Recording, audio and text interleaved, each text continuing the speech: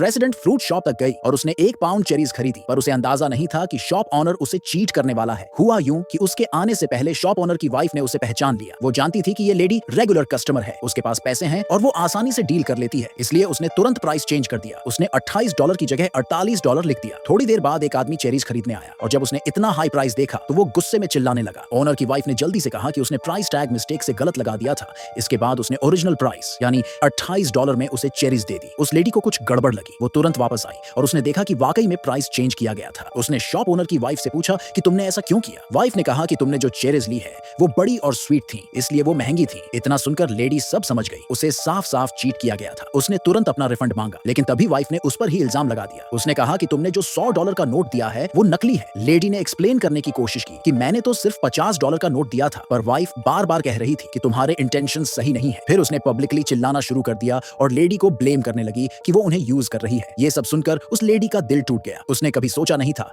कि जिस इंसान की उसने इतनी हेल्प की वो उसे ऐसे धोखा देगा। 1 साल पहले वो वाइफ सिर्फ एक स्ट्रीट वेंडर थी। उस दिन उसके ससुर को हार्ट अटैक आया और वो सड़क पर गिर गए। वही लेडी वहां से गुजर रही थी और उसने उन्हें टाइम पे हेल्प की, उन्हें स्टेबल किया, क्योंकि उसे लगा उनके पास हॉस्पिटल का खर्चा नहीं होगा। उसी ने उन्हें $10,000 दिए और जब उसे पता चला कि उनका बिजनेस ठीक नहीं चल रहा तो उसने अपने असिस्टेंट को कहा कि मॉल में सिर्फ उसी शॉप से फ्रूट खरीदे जाएं। 1 साल बीत गया और उस लेडी की हेल्प की वजह से वो छोटा सा फल वाला स्टॉल अब एक प्रॉपर शॉप बन गई थी। लेडी हर दिन वहां जाती थी ताकि उस कपल के बिजनेस को सपोर्ट कर सके, लेकिन उसने कभी सोचा नहीं था कि जब भी वो वहां जाती शॉप की ओनर उसे देखकर प्राइस बढ़ा देती और जब उसने ये पकड़ लिया तो उसने बिना शर्म किए उस पर एक नकली नोट देने का इल्जाम लगा दिया। यहां तक कि उसने चिल्लाकर कहा कि जब तक वो पेमेंट नहीं करेगी वो जा नहीं सकती। ये सुनकर जो लोग आसपास थे उन्होंने भी उसे जज करना शुरू कर दिया। तब लेडी ने कहा कि पेमेंट के टाइम शॉप ओनर का हस्बैंड भी वहीं था और अगर उसे बुलाया जाए तो सब सच सामने आ जाएगा। उसे बुलाया गया और जैसे ही उसने लेडी को देखा वो शॉक में रह गया। ये वही औरत थी जिसने उसके डैड की जान बचाई थी। वो उसे डिफेंड करने ही वाला था, लेकिन उसकी वाइफ ने गुस्से से देखा तो उसने अपनी स्टोरी बदल दी। उसने कह दिया कि हाँ, लेडी ने एक $100 का नोट दिया था। लेडी को यकीन नहीं हो रहा था,